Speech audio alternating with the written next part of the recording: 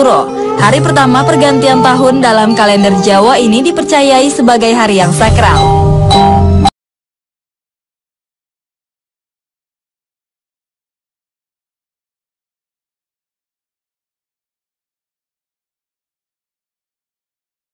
Suro mulai dikenal masyarakat Jawa pada masa pemerintahan Sultan Agung di tahun 1613 Masehi.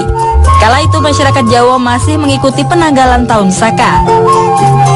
Sebagai langkah akulturasi budaya, Sultan Agung pun memadukan budaya Jawa dan budaya Islam dengan menetapkan tanggal 1 Muharram dalam kalender Hijriah sebagai tahun baru kalender Jawa. Dalam ajarannya, Sultan Agung pun memasukkan unsur doa melakukan tafakur dengan maksud untuk mendekatkan diri pada Sang Pencipta.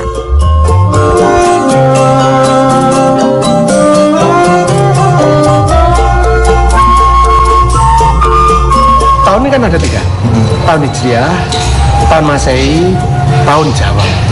Kalau tahun Hijriah diawali dari 1 Muharram, tapi kalau Masehi 1 Januari, tahun Jawa adalah 1 Suro. Ya, diyakini bagi orang Jawa bahwa Suro ini adalah sasi atau bulan yang keramat. Banyak orang menganggap kalau cari ilmu kadegdayan, ilmu itu kan bulan Suro. Nah, ilmu bulan tirakat lah.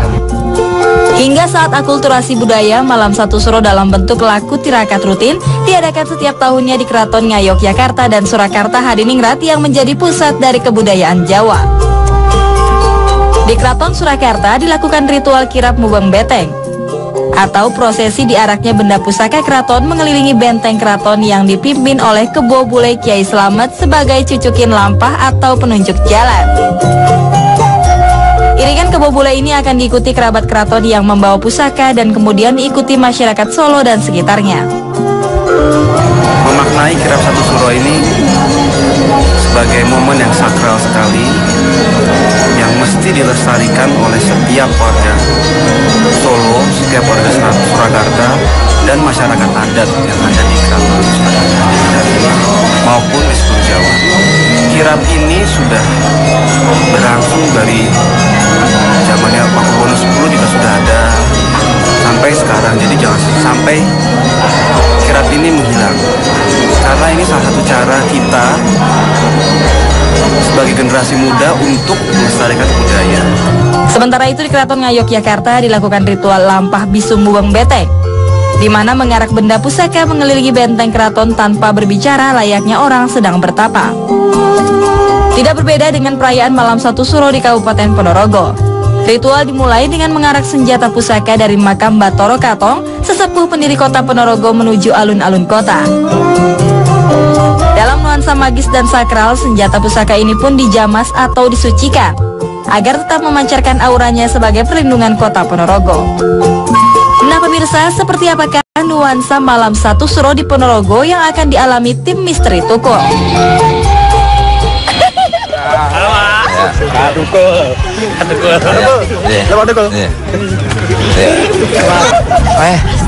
Acaranya tuh luar biasa, meriah sekali mas. Ini memang luar biasa nih ya, malam 1 Suro di Ponorogo ini ya. Warga-warganya juga ikut berpartisipasi kayaknya mas. Ya. Kita lihat sana ya, sana.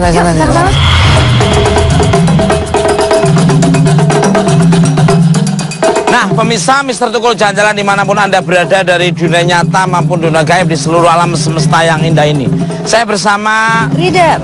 Malam ini merupakan perayaan Grebek Suro di kota Ponorogo yang merupakan ritual sakral jamasan atau penyucian senjata pusaka Ponorogo nih. Kabarnya mas ya, acara ini juga kenapa banyak sekali dihadiri oleh warga sekitar mas. Katanya pusaka-pusaka ini juga kabarnya merupakan simbol pelindung bagi warganya juga mas. Oh begitu. Makanya semua warga di sini ikut berpartisipasi gitu. Pemirsa, sepertinya kita harus ketemu ke Pak Bupati untuk mengetahui atau sejarah atau menceritakan tentang malam suronan atau jamasan. Ikuti terus Mister Tukul jalan.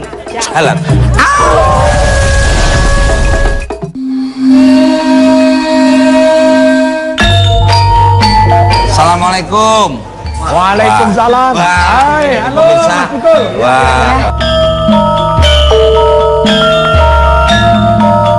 Nah pemirsa Mister Tukul Jalan-Jalan dimanapun Anda berada dari dunia nyata maupun dunia gaib di seluruh alam semesta yang indah ini. Ini sebenarnya acara apa dan sejak kapan diadakan nih monggo Pak? Bersuro ini udah 21 tahun. Mengapa kita ngambil bulan Suro? Karena bulan Suro ini bulan sakral menurut orang Jawa. Karena itu awal dari tahun Jawa. Biasa orang tirakatan di masjid, di langgar, di rumah. Tapi juga tidak ketinggalan orang-orang itu sama jalan-jalan untuk istilah orang Jawa cari lek, golek lek, dan mandi. Tapi pada saat itu disinyalir oleh Pak Bupati itu Pak Barka pada saat itu. Orang jalan-jalan itu tidak mesti positif. Untuk supaya jadi positif, maka diadakan di sini tontonan, reok, hiburan, supaya orang tuh kumpul, melek ya di situ. Nah, itu awalnya situ.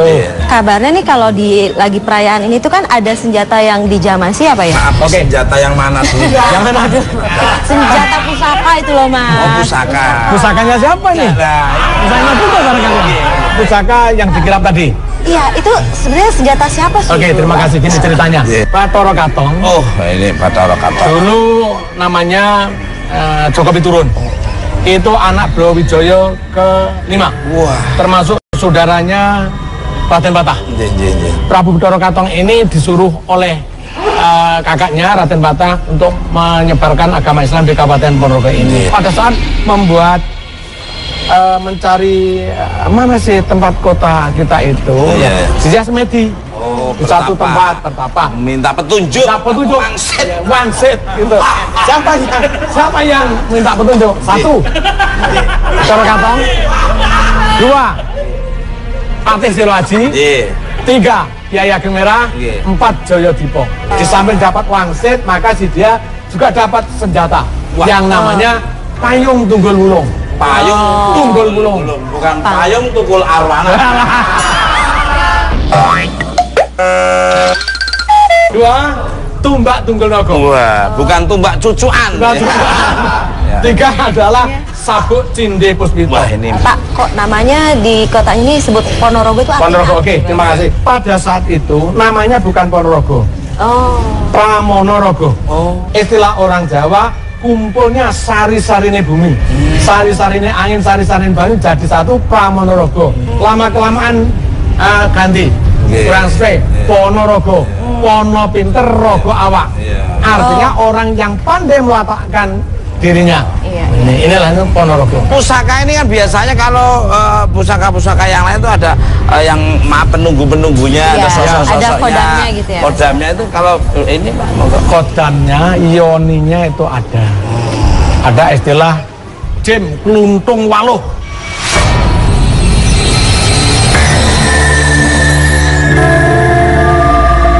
Ahmad, ngerasain gak sih kayak aku ngerasa merinding banget deh. Coba saya komunikasi dulu ya Mbak, saya coba terawang dulu.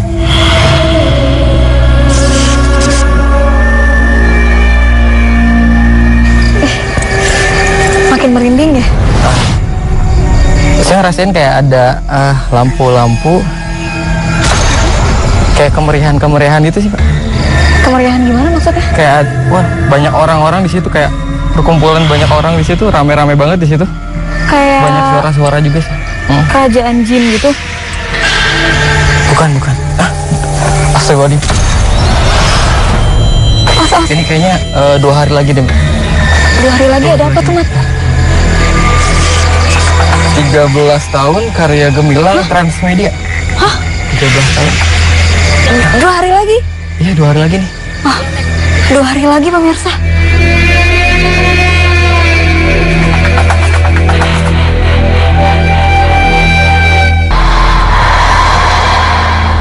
sekarang pusakanya Pak. Ya. Monggo. Kalau ini tumbak tunggul naga, payung tunggul wulung, sabuk cinde puspito. Wah, pusaka ini kan biasanya kalau pusaka-pusaka yang lain itu ada yang penunggu-penunggunya, ada kodamnya gitu ya. Kodamnya itu kalau ini Pak, kodamnya, ioninya itu ada.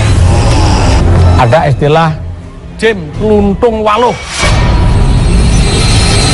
Jim Kelenteng Mungil. Nah, dari itu orang mau sembarangan sama Ponorogo, wah. Mbak Rida mungkin bisa menerawang. Waktu saya masuk ke pendopo ini, saya melihat sosok di sosok menjaga dua sosok laki-laki seperti berpakaian kerajaan ya. Jadi seperti seolah-olah mengucapkan selamat datang gitu. Saya lihat sih ya persis di sebelah sini dan sebelah sini. Ini kan mau nanya tentang makam Bathara Katon. Menurut konon ceritanya, jadi Bupati Banyuwangi terpilih itu mengadakan singgah wajib ke sana nih. Terus apa yang dilakukan Pak di sana? Ya, bupati-bupati itu yang baru itu kepengen ziarah sana. Karena pertama kali sih dia bupati pertama kali, bahkan pangkatnya jabatannya bukan bupati tapi adipati. Di bawah raja, di atas bupati, menang perintah sama bupati. Kedua, si dia karena istilahnya orang dedoyo. Dedoyo bener. Maka orang ke sana ini ziarah pertama niatnya mendoakan Bathara Katong dan minta kepada Tuhan untuk supaya diberi mungkin kesaktian, kearifan, kebijakan seperti ilmunya Tuhan yang diberikan Bathara Katong itu. Pak Bupati, saya penasaran, saya mau menuju ke sana. Saya terima kasih atas penjelasannya. Saling mendoakan. Mudah-mudahan saya sukses. Amin. Penjenengan seluruhnya sukses. Amin. Tenun. Salam hormat buat keluarga semuanya. Insya Allah. Insya Allah. Nah, pemirsa Mister Tukul Jalan-Jalan dimanapun Anda berada dari dunia nyata maupun dunia gaib di seluruh alam semesta yang indah ini, situasi seperti apa, energi apa yang nanti akan terlihat oleh tim Mister Tukul Jalan-Jalan. Gitu terus, Mister Tukul Jalan-Jalan.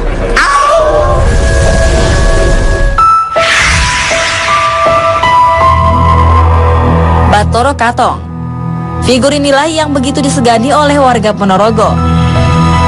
Selain sebagai adipati pertama yang mendirikan Kabupaten Ponorogo, beliau merupakan utusan Kerajaan Demak yang menyiarkan Islam di Ponorogo. Bathara Katong merupakan putra dari Raja Majapahit, Prabu Brawijaya V. Beliau mengikuti jejak Raden Patah, kakak tertuanya yang mendirikan Kesultanan Demak. Selama di Demak, Bathara Katong belajar agama Islam dalam bimbingan Wali Songo. Hingga menginjak dewasa, beliau pun mendapat perintah untuk menyebarkan agama Islam di Kadipaten Wengker yang berada di kaki Gunung Lawu dan Gunung Wilis. Syiar Bathara Katong pun tak mulus. Memasuki Wengker, beliau dihadang Ki Ageng Kutu, seorang sakti mandraguna penguasa kawasan Wengker. Akhirnya terjadilah pertempuran sengit yang dimenangkan Ki Ageng Kutu. Tekad keras Bathara Katong tak pernah padam. Suatu waktu Bathara Katong menyamar sebagai warga biasa bertemu dengan putri Ki Ageng Kutu yang bernama Niken Gandini. Mereka pun jatuh cinta. Singkatnya, Bathara Katong meminta Niken untuk mengambil pusaka pamungkas ayahandanya, yaitu tombak Korowelang. Setelah mendapatkan tombak inilah Bathara Katong bertempur kembali dengan Ki Ageng Kutu. Mengetahui senjata pamungkasnya berpindah tangan, Ki Ageng Kutu pun menghilang. Akhirnya Bathara Katong merubah nama Wengker menjadi Ponorogo dan menjadi adipati pertama bersama istrinya Niken Gandini. Bathara Katong yang awalnya namanya Joko Piturun, Lembukan Nigoro, juga Arak Kali namanya, itu nama aslinya. Tapi setelah jadi bupati dinamakan Bathara Katong. Dari mana kita ngambil kalimat Bathara? Bisa mengalahkan Ki Ageng Kutu yang sekti kayak gitu. Orang Ponorogo dulu mengibaratkan bahwa kalau enggak Bathara, dewa, kalau enggak dewa enggak bisa ngalahkan. Maka sih dia disebut dewa Bathara Katon. Bathara Katon, dewa yang katon, dewa yang kelihatan bisa mengalahkan itu. Nah, orang Jawa biasa katon jadi katon.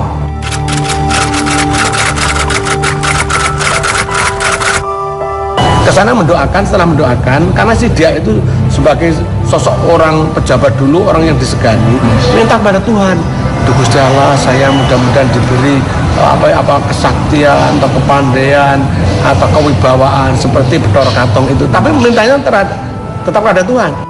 Pemirsa, hingga saat ini makam tempat peristirahatan terakhir beliau menjadi tempat yang sangat dikeramatkan dan sakral bagi warga Ponorogo, khususnya bagi bupati yang memimpin kota Reog ini.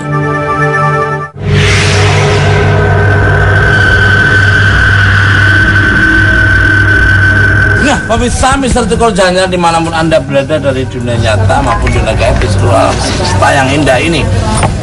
Sekarang saya berada di makam Bathara Katong, Desa Stono, Ponorogo, dan saya masih bersama tempat ini dikeramatkan karena beliau merupakan leluhur pendiri kota Ponorogo. Yang saya rasakan di sini auranya amat sangat positif. Betul, apa yang dikatakan Pak? Dari awal saya datang ke sini wanginya udah wangi banget, wangi bunga kemboja ya. Iya. Artinya kayak kita datang langsung bermekaran gitu. Di sini auranya sangat positif, tenang, sejuk. Kelihatan banget ini auranya luar biasa positif. Ada Mas Tukul ya. Assalamualaikum. Dari prosesi Grebeg Suro, makam ini menjadi awal senjata pusaka Ponorogo diberangkatkan untuk dijamasi. Ada ritual apa di sini nih Pak? Grebeg Suro itu menggambarkan perpindahan dari kota yang lama di sini ke kota. Oh, nanti pusatnya asli kotanya Ponorogo Ya, di sekitar sini. Seperti apa energi yang ada di dalam dan seperti apa kanan kirinya dan sosok-sosok yang akan terlihat oleh Mbak Ari. Itu terus, Mr. Tukul.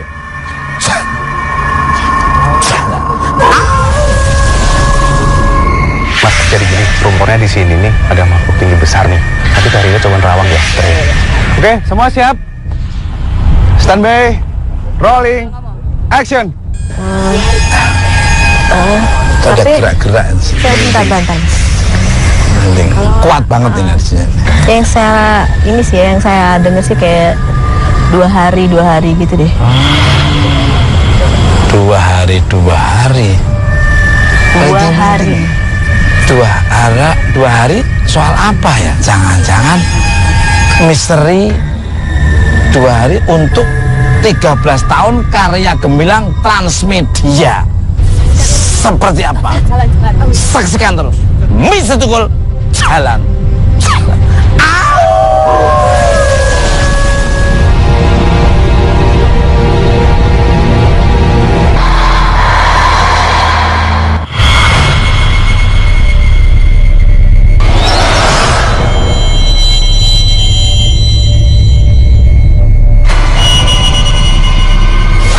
Pemirsa, Mr. Tukul jalan-jalan dimanapun Anda berada.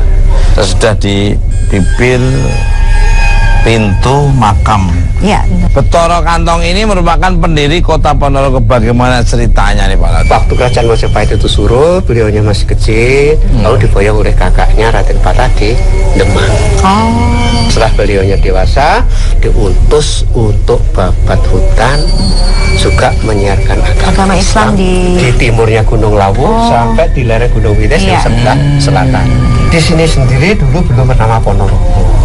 Ada kadipaten yang bernama Kadipaten Wengker yang dipimpin oleh Ki Ketut Suryo Alam, terkenal dengan sebutan Ki Ageng Kutu. Soekarno masuk ke Wengker untuk masuk Islam nggak mau, akhirnya terjadi perang pertama masih kalah, kedua juga belum berhasil, akhirnya yang ketiga untuk memohon petunjuk kepada Tuhan Yang Maha Esa. Mbak Lida, ini Pak Nardi tadi bercerita di kaki saya ini ada geremet-geremet, ini apa nih Mbak? Saya mungkin bisa melihat. Saya datang ke sini, saya sempat melihat sosok seperti pengawal tempat ini ya Pak ya. Sosoknya saya melihatnya seperti macan Pak. Bagus sekali Pak, di sininya ada apa? Ada permata di atasnya gitu. Indah sekali gitu, seperti dijaga gitu. Tidak dua ini. Menurut cerita yang saya terima dari leluhur yang terdahulu, memang beliau itu kodamnya. Iya, seperti piaraannya Pak ya. Iya, seperti piaraannya itu adalah macan putih. Iya. Setelah ketemu sama Kiai Muslim, disarankan kalau untuk memerangi Ki Ketut Suryo Alam dengan begitu saja kalah, insya Allah tidak akan mampu hasil. Karena beliaunya punya pusaka yang namanya condong rami. Condong rami itu bentuknya itu bentuknya seperti mbak. Sama Ki Ageng Marah disarankan untuk mengabdikan diri ke sana, masuk ke tempatnya Ki Ketut Suryo Alam. Kebetulan Ki Ketut Suryo Alam punya putri yang bernama Niken Gandhi. itu Niken Jandi berjumpa dengan yang Pedrokato jalur hati. Pengen disunting oleh Eyang Pedrokato. Yang Pedrokato mungkin dialognya begini. Saya mau menyunting, tapi saya punya permintaan. Permintaannya apa? Satu, pusaka ayahanda yang bernama Puspito Rawe, tolong berikan kepada saya. Mbak Rida, sepertinya Mbak Rida merasakan sesuatu energi yang sangat kuat dan ingin udah nggak sabar. Saya penasaran, ingin agak lebih ke dalam gitu Mas. Pak, nanti ceritanya tadi kan penasaran. Kita sambil jalan mau ke Matul. Seperti apa energi? Ingin terus. Miss itu gol.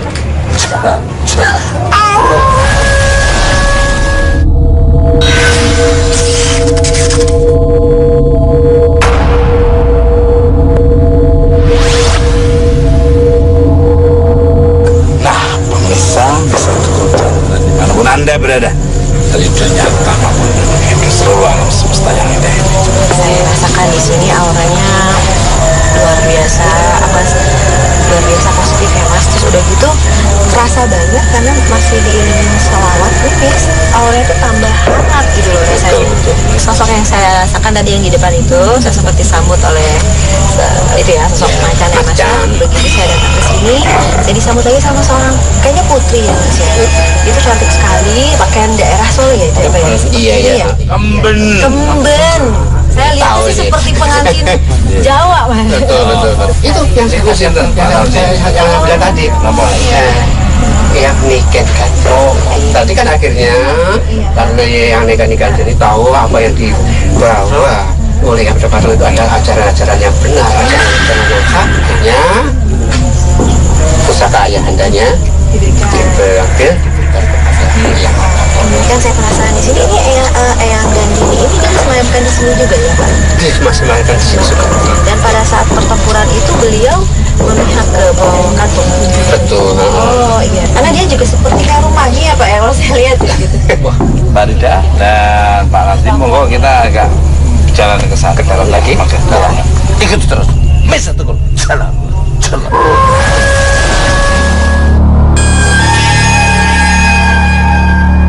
Pemirsa, satu kol jalan dimanapun Anda berada dari dunia nyata maupun dunia gaib di seluruh alam semesta yang indah ini. Coba Mbak Rida flashback atau merisi dua energi tempo ratus tahun yang lalu nih. Apa yang Mbak Rida rasakan dari kita? Saya melihat pada awalnya tuh Eyang Batoro Katon ini ya. Sosoknya sih dia berpakai baju putih dan layaknya berpakaian seperti seorang wali ya. Kalau saya lihat sih perjuangannya beliau di sini awalnya beliau masuk melalui ini Pak ya, lewat apa? Kesenian seperti yang dilakukan seperti waliullah ya. Oh, pakai wayang kulit, pakai gamelan. Jadi begini, apa yang ditangkap oleh Mbak Ganti memang betul. Jadi di Wengker itu seni reok itu sudah ada. Itu Pak maksud saya. Saya lihat juga nih Pak, Eyang Putu ini beliau juga didampingi oleh prajurit-prajuritnya yang sangat luar biasa. Saya lihat atau residual energi di saat perang itu, jadi kayak tangan kanannya Eyang Kuto itu dia seperti bisa menghilang.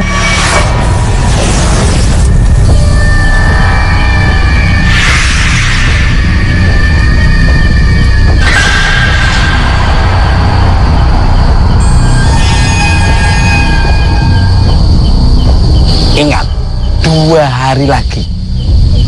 hari lagi 13 tahun karya gemilang Transmedia 13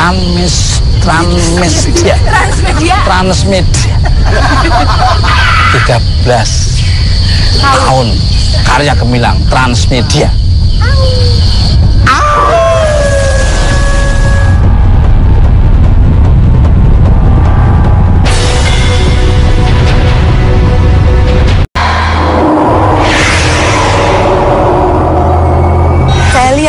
Atau residual energi di saat perang itu, jadi kayak tangan kanannya Eyang Kuto itu dia seperti bisa menghilang dan kembali itu dan segala macam. Jadi memang agak sulit memerangi terutama. Jadi waktu peperangan Ki Ageng Kuto itu bisa masuk ke salah satu pohon yang ya itu maksud saya, jadi tidak seperti manusia gitu. Jadi peperangan jadi begitu dikejar hilang, tapi ya begitu kita dibantu sama kiainya yang nama Kiai Muslim atau Kiai Gembira, suka patihnya yang bernama Patih Sulasi, bisa merasakan di mana mereka kebetulan masuk ke pohon begitu dihantam dengan tenaga dalam oleh bertiga, kepoh itu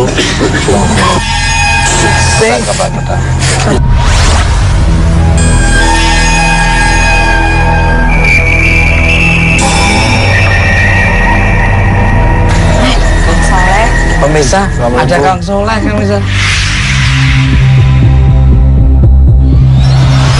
Sendirian aja nih Kang Soleh? Iya, dan kan satu suro Mas, saya suka ziarah ke beliau. Alhamdulillah tadi saya sudah bisa interaksi dan komunikasi.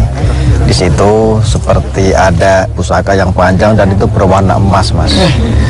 Mengkilat banget, juga dijaga oleh banyak harimau putih mengelilingi sekitar makam sini Mas. Kang Soleh melihat Bathara Katong itu sosoknya beliau seperti apa? Ketika saya interaksi komunikasi, ada vibrasi yang sangat kuat di situ, getarannya sangat luar biasa, auranya dingin, nyaman, beliau hadir. Nah, sosoknya yang pertama saya lihat baju hitam, tapi ketika itu saya lihat terus berubah dan seperti ada kerajaan Majapahit gitu, pakai kulo ya. Luar biasa. Nah, ketika saya terus interaksi lagi dan berubah lagi Mas, seperti sosoknya seperti kayak kiai besar gitu yang pakai putih-putih. Wah ya, kumisnya berubah jadi putih yang tebal. Ada 3 dimensi yang saya tangkap, yaitu pertama baju hitam rada jelata, terus kedua kerajaan Majapahit, dan ketiga baru berubah jadi putih. Saya juga dapat sedikit gambaran yang harus saya visualkan di atas kanvas biar pemirsa Misteriku Jalan-Jalan itu yang kita cintai semua tahu. Wah, pasti pemirsa penasaran ini ya. Seperti apa sosoknya beliau yang akan divisualkan oleh kanvas lukisan yang akan dilukis oleh Kang Soleh Patih. Ikuti terus. Misteriku Jalan.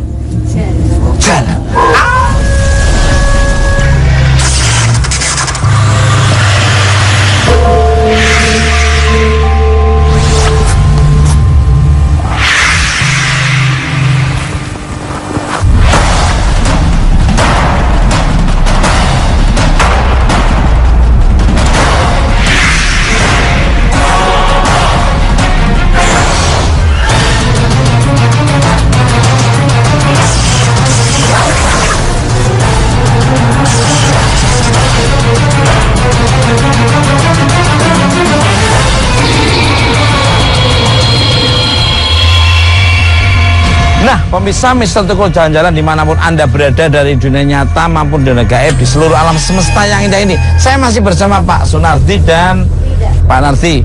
Ada cerita yang mengatakan bupati yang terpilih harus berkunjung ke sini. Jadi bukannya bupati yang jadi aja, calon-calon bupati sendiri, bahkan calon kepala desa sendiri yang ada di Ponorogo itu banyak yang ziarah ke makamnya yang Bathara Katong.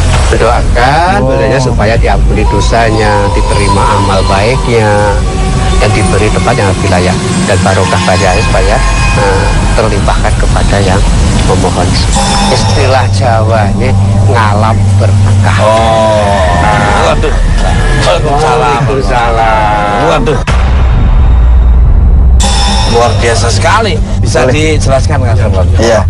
Residuannya dia yang saya tangkap bahwa di situ ada terjadi perlawanan atau pertempuran besar dari pasukan Bathara Katong, dan dia membawa patihnya yaitu Selo Aji, terus 40 santri bertempur melawan Ki Ageng Kutu ya. Dan ini sepertinya prajurit-prajuritnya sangat marah. Dari pusaka itulah beliau membawa tombak, dan ini berwujud dimensinya kodamnya itu macan putih Mas. Kekuatan beliau sebenarnya dari Ki Ageng Kutu, karena pusakanya diambil dari putrinya itu, dan akhirnya beliau kalah beberapa macan putih ini ikut, dan itu sampai sekarang jadikan seperti kepala reog itu yang putih itu simbol, ikonnya. Jadi kekuatan dari situ yang saya tangkap, Mas. Memang macan putih itu adalah kodam dari beliaunya Bathara Sato. Bahkan orang-orang sesepuh dulu bahwa apa tuh namanya, piaraan beliau itu memang macan putih. Jadi memang sudah pas sekali Mas Soleh Pati sama Mbak Rida menangkap aura seperti Ini sebagai ini sih Mas, ini maksudnya sebagai legenda ya, sejarah. Ya, betul. Kita nggak bisa juga melupakan sejarah. Betul. Ya. Dan ini luar biasa sejarah bagaimana beliau ini menyebarkan agama Islam, memerangi kedoliman. Ya. Betul. Saya ngucapin terima kasih atas waktunya, salam hormat buat keluarga, dan mudah-mudahan bermanfaat oleh pemirsa di seluruh alam semesta yang indah ini. Sama-sama. Apabila ada kekurangan, minta maaf. Turun ya. Mbak Rida, setelah ini kita menuju kemana? Udah nggak sabar, aku pengen mengeksplor Ponorogo yang sangat indah sekali dan masyarakat yang sangat familiar dan baik hati semuanya. Kita harus ke Telaga Angker, di situ ada desa Ngebel, ya Ngebel, yang sangat luar biasa misterinya, Mas. Mantap, perlu diungkap ini, Mas. Seperti apa? Ya. Ikuti terus, Mr. Tukul. Jalan.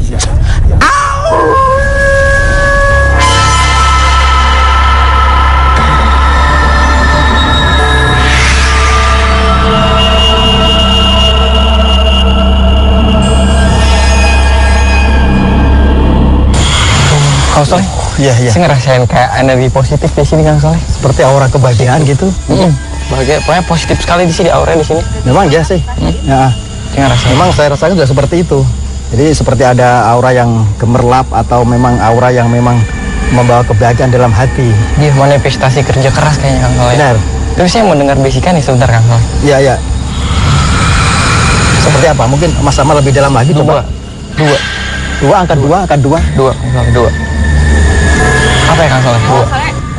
Kalau dari analisa birgaib saya bahwa ini seperti manifestasi atau perwujudan kerja keras anak bangsa mungkin selama 13 tahun.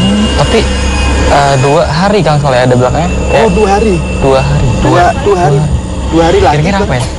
Ya, saya kira 2 hari sama yang angka 13 itu 13 tahun. 12 hari 13 tahun. Iya. Coba kita kuak lagi, misteri apa 2 hari lagi yang terjadi.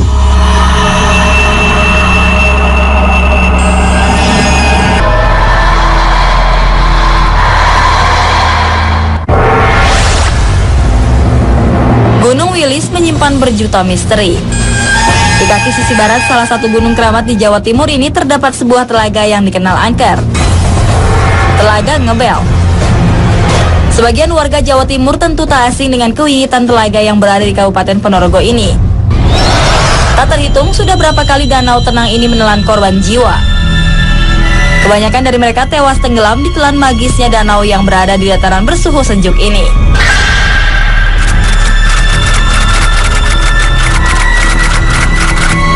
Orang kecelakaan, orang tenggelam di Danau Ngebel.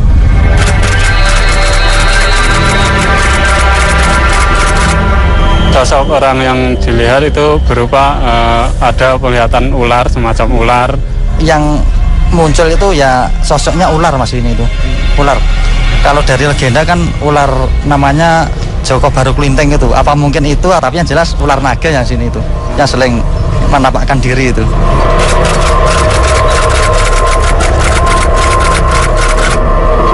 Malam satu suro itu adalah ritual dari sesepuh warga Ngebel, Mas, itu ya, untuk keselamatan warga, memohon pada Yang Kuasa dan supaya warga Ngebel bisa selamat. Berawal dari berulangnya korban tenggelam yang tak berkesudahan inilah 8 desa yang tinggal di seputaran telaga ini melaksanakan ritual adat larung sesaji tepat pada malam satu suro. Tujuannya satu, menyeimbangkan alam manusia dengan alam gaib agar tidak saling mengganggu. Kini rentetan musibah jatuhnya korban tenggelam ini pun dikaitkan dengan legenda besar tentang asal mula terbentuknya telaga. Dahulu terdapatlah sebuah desa di lembah Gunung Wilis ini. Suatu hari datanglah seorang anak laki-laki pemalu dengan rupa buruk dan cacat. Penduduk desa tidak begitu suka dengan sosok laki-laki bernama Baru Kelinting itu.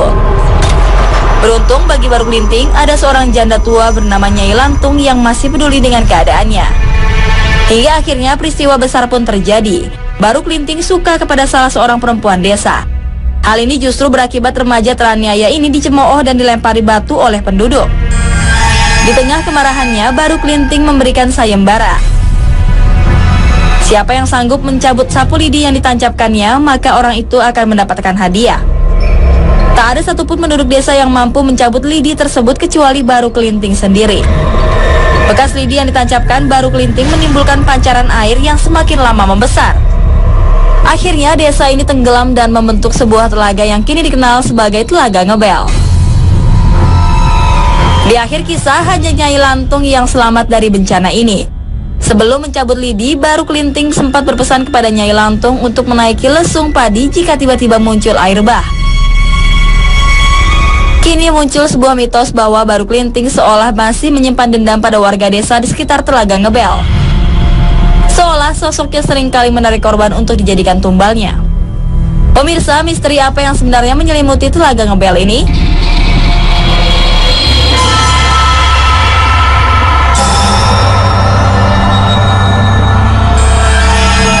Pemirsa, Mister Tukul jalan-jalan dimanapun Anda berada dari dunia nyata maupun dunia gaib di seluruh alam semesta yang indah ini. Sekarang saya berada di lokasi Telaga Ngebel Ponorogo dan masih bersama serta kabarnya telaga ini angker dan dikeramatkan warga Ponorogo karena sering terjadi tenggelam. Jadi terjadi orang tenggelam yang diduga menjadi tumbal. Ada sosok yang menurut saya sih masih samar-samar ya, karena auranya masih agak gelap gitu, Mas. Bukan tumbal sih, lebih ke seperti pengulangan sejarah gitu loh, Mas. Dan itu perlu diungkap karena memang sejarah kan banyak kadang simpang siur gitu loh. Tuh. Akhirnya Mas beriak langsung. Pemirsa, ini percaya nggak percaya, ini benar-benar terjadi. Tadi tenang banget ya ketika kita itu tenang aja gitu. Ini nggak rekayasa nih pemirsa. Kita dapat.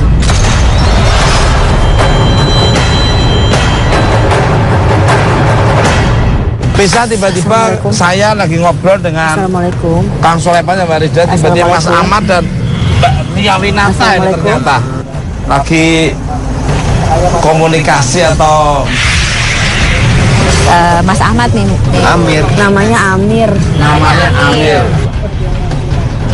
Ada suara gitu. Ini salah saya lihat ini banyak mungkin ribuan kayak ular buntung juga, ular putih, buaya. Dan tadi salah satunya yang bergerak di situ. Bapak bunuh diri ya? Mas Tukul meninggalnya berapa tahun? Umurnya berapa tahun? 46 tahun. Berapa? 46 tahun. 46 tahun. Kenapa? Kenapa bunuh diri di sini? Istri saya meninggal. Istrinya meninggal. Istrinya meninggal kenapa? Anak saya tidak akan tahu. Dia putus asa. Ya. Dia meninggal tahun berapa? 42 tahun lalu. Meninggalnya 42 tahun yang lalu. Katanya di sini dia bunuh diri karena putus asa, karena istrinya meninggal. Sebenarnya sih sekarang dia menyesal juga gitu. Cuman pas waktu saat itu kayak pikirannya kalut gitu, kosong, terus bingung gitu. Biasanya dia yang ada istrinya gitu.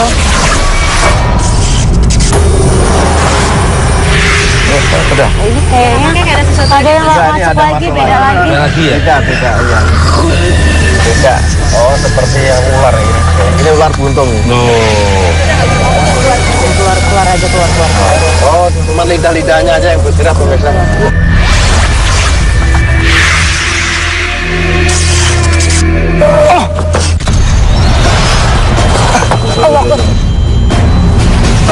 Iya.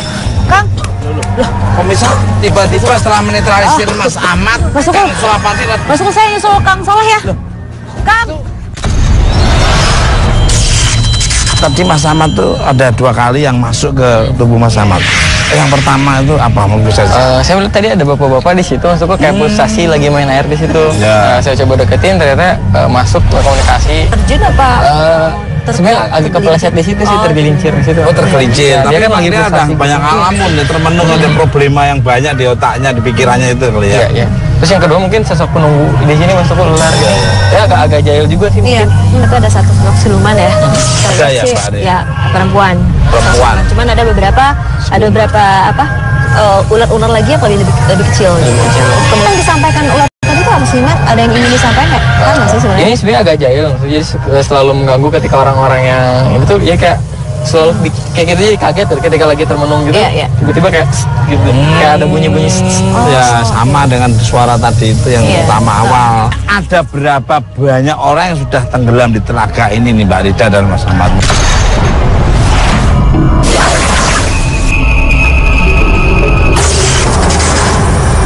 Saya lihat banyak ya Mas ya. Jadi maksudnya karena ada beberapa yang mungkin sengaja dan seperti yang kasus bunuh diri seperti itu ada juga Mas. Dan yang memakan korban juga banyak juga Mas. Kebanyakan di mana? Ujung mana? Di pojokan mana? Saya lihat sebelah situ Mas.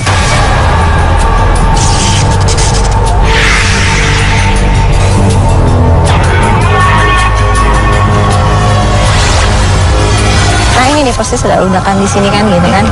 Nah ini karena entah kenapa kan kalau dilihat pasirnya dia berbeda ya, bentukan pasirnya dari riaknya berbeda gitu. Tangga ya? Iya. Kesini tuh deburannya kadang lebih kencang Mas. Jadi kalau saya lihat sih menandakan aktivitasnya di sini berlebih dari yang lain. Di sana kan seperti ada kayak kekuatan energi yang besar di tengah, maksudku mungkin energinya sampai ke sini nih maksudku. Mungkin dari angin juga segitu. Perasaan saya tadi ada ombak ke sini. Kayak getaran-getaran energinya ketika diomongin langsung ada. Iya tadi ngerusak bener ini aku nggak main-main. Ya, pas sama tadi ngomong itu. Ya, emang ketika dibicarakan langsung energi tadi kerasa. Terus korbannya yang saya lihat sih mungkin ada sampai ratusan juga sih. Ada nggak memang sosok tertentu yang mengincar korban terus kayaknya kelaparan terus? Kalau yang saya rasakan sih bukan ini aja maksudku, mungkin dari sugesti mereka energi negatif itu mereka cuma narik memberikan sugesti kepada orang-orang ke sini. Energinya mereka itu membentuk orang-orang supaya dia lupa akhirnya melakukan hal yang tidak diinginkan dengan loncat, dengan termenung, akhirnya tergelincir, terprosok ya. Apa nih Mbak Rida tiba-tiba emang Mbak Rida begitu gini memang ada kayak nongol muncul ya? Kalau yang saya rasakan ini sih ada yang sosok yang memang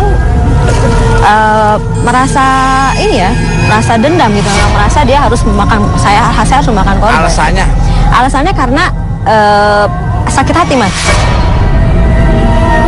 Karena dia pernah menyukai seseorang dan orang itu sempat dihujat oleh orang-orang desa ini gitu.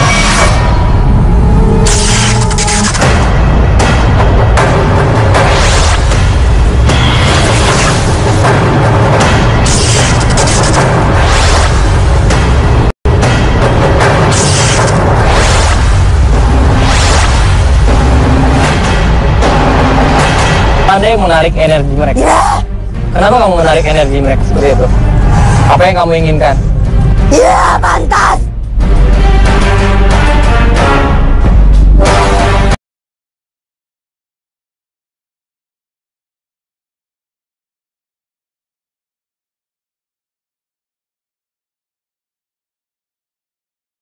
Ayu raineku. Tuh wong ya siluman. Tapi kok ayu kan rupane mau aku nonton. Seneng tak kowe.